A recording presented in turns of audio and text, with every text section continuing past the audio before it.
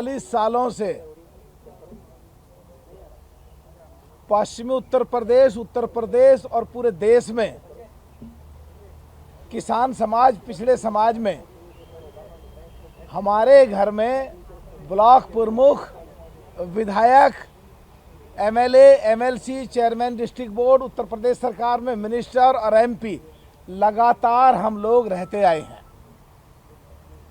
और मैं एमपी जब बना तो आरएलडी का बहुत बड़ा योगदान था, समाजवादी का भी योगदान था और बीएसपी तीनों मिलकर लड़ रहे थे।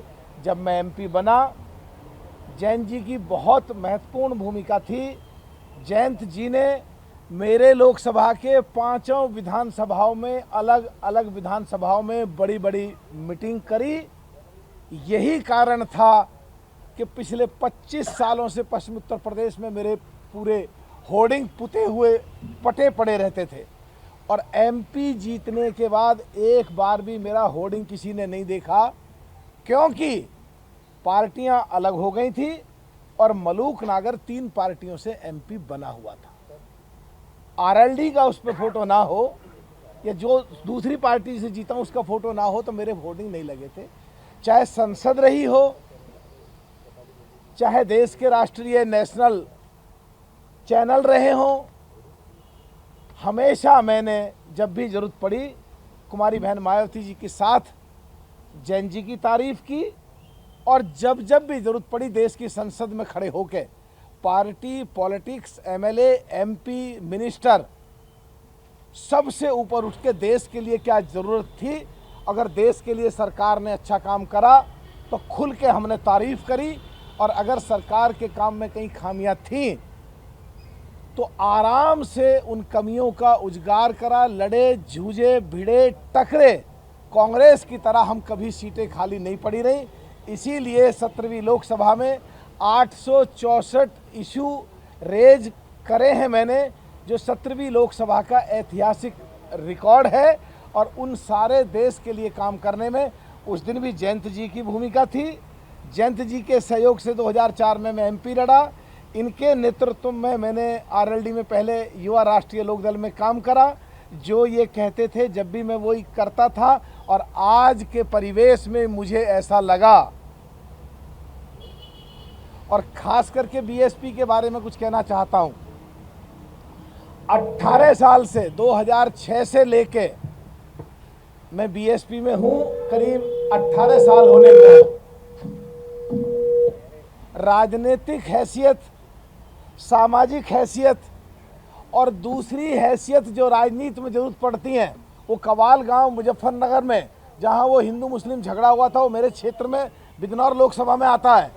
राजनीति में जिन चीज़ों की हैसियत की जरूरत पड़ती है वो सारी हैसियत के अगर मिलाएं, पूरे देश में जिस दिन से बीएसपी बनी है आज तक, ये ऐतिहासिक रिकॉर्ड है कि 18 साल कोई नहीं रहा। और हम तीनों लोग, जो मेरे भाई कई बार विधायक रहे हैं, लखीराम नागर जी, मेरी पत्नी चेयरमैन डिस्ट्रिक्ट बोर्ड रही है, 18 साल तक हम लगातार रहे। नहीं तो बीएसपी में 1-1.5 योजना में या तो पार्टी से निकाल दिए जाते हैं या पार्टी छोड़ करके चले जाते हैं। पिछले दिनों 2022 में पहली बार ऐसा हुआ 39 साल में जब हम एमएलए नहीं लड़े। अब 2024 में एमपी भी नहीं लड़े। और तो और जो स्टार प्रचारक हमारे लोकसभा में दसियों लोग जो हमारे बिल्कुल मिलने को भी ऐसे लगते थे यार सांसद जी के साथ हैं, उनको स्टार प्रचारक बनाया। तो घर में बैठ, मैं भी नहीं लड़ रहा, कोई बात। घर में बैठ करके देश के लिए काम ना करें तो वो ठीक नहीं था। तो आज के परिवेश में मोदी जी के नेतृत्व में, एनडीए के नेतृत्व में और आरएलडी जो देश में हमेशा किसानों की, मजदूरों की, कमजोरों की, मजलूमों की, पिछड़ों की, दलितों की लड़ाई लड़ती आई है, तो बगैर किसी लालच के, बगैर किसी शर्त के सदस्यता ग्रहण करके और चौधरी जैन जी के नेतृत्व में देश के लिए काम करने की इच्छा थी।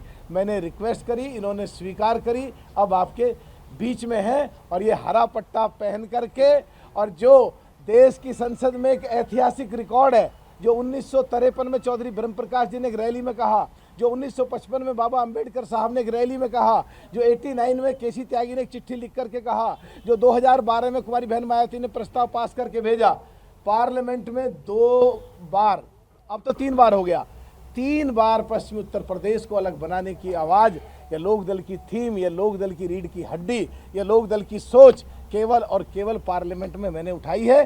तो हम तो जब पैदा हुए, जब किसान के घर में जब हरे गेहूँ देखे, आज हरा है, हम तो पैदाइशी लोकदल के हैं। जो त्यागी जी बैठे हैं, इनके चुनाव में पोस्टर लगाते थे, सारे लोग यहाँ पे बैठे हैं और आपके बीच में हैं। लोकदल के लिए काम करेंगे, किसानों के लिए काम करेंगे, पिछड़ों के लिए काम करेंगे, मजलूमों के लिए काम करेंगे, दलितों के लिए काम करेंगे, अक़लियत समाज के लिए काम करेंगे, जो चौधरी जैन जी के नेतृत्व में काम करेंगे, और ऊपर एनडीए में जो अपने माननीय प्रधानमंत्री नरेंद्र मोदी जी के नेतृत्व में काम करेंगे।